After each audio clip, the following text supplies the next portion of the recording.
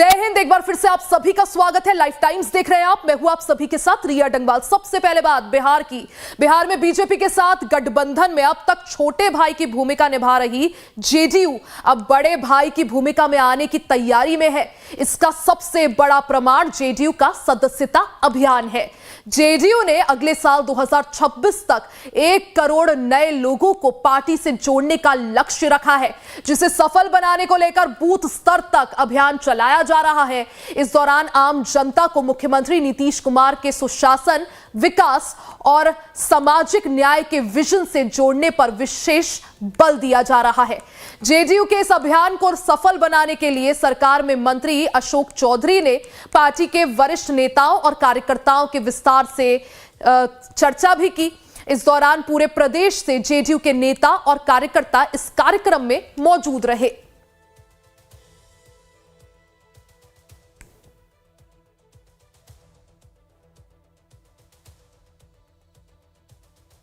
हम लोगों का इच्छा है कि ज़्यादा से ज़्यादा हम लोग मेंबरशिप कराने में अपना योगदान दें और जिस तरह का इस बार एनडीए को मैंडेट आया है, माननीय नीतीश कुमार के प्रति लोगों में जो उत्साह है और उसके लिए जिस तरह से हम लोग हर घर में जाकर के वोट मांगते हैं, उसी तरह से इस मेंबरशिप ड्राइव को भी नीचे तक ले जाने का काम करें और इसको ज़्यादा से ज़्यादा मेंबर बनाने का काम करें।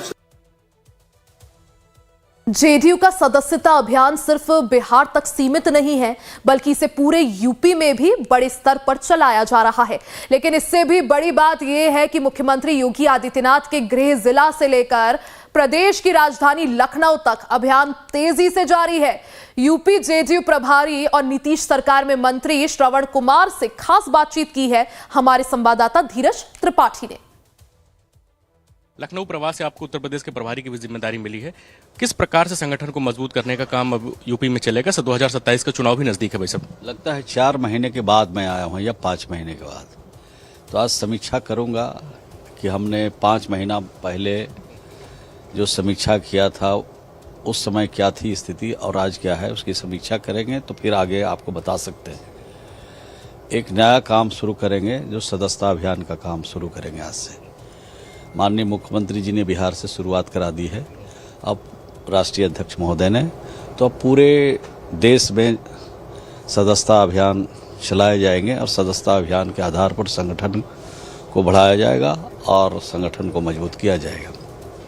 संगठन मजबूत करने की आप बात करें, बिहार में आप लोग गठबंधन के साथ चुनाव लड़े, उत्तर प्रदेश में कब तक आपको लगता है कि संगठन ठीक से मजबूत हो जाएगा और भारतीय जनता पार्टी सरकार के साथ आप गठबंधन करने की स्थिति में आएंगे और क्या कुछ सीटों की डिमांड भी करेंगे यूपी में आप? नहीं, अभी तो उस पर बातचीत नहीं है। अभी तो सिर्फ संगठन का काम हम लोग करेंगे और संगठन का काम कोई नया नहीं हो रहा है, बहुत पहले से काम चल रहा है।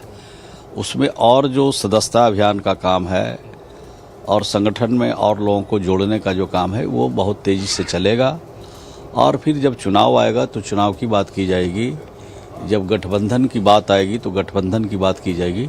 अभी फिलहाल संगठन को मजबूत करना और सदस्यता अभियान को गति देने का काम आज की बैठक में हम लोग करेंगे। बिहार में आप लोगों की ऐतिहासिक जीत हुई, अब जब ऐतिहासिक जीत हुई है तो क्या किस प्रकार का रोड मैप लेके आप जनता के बीच जाएंगे?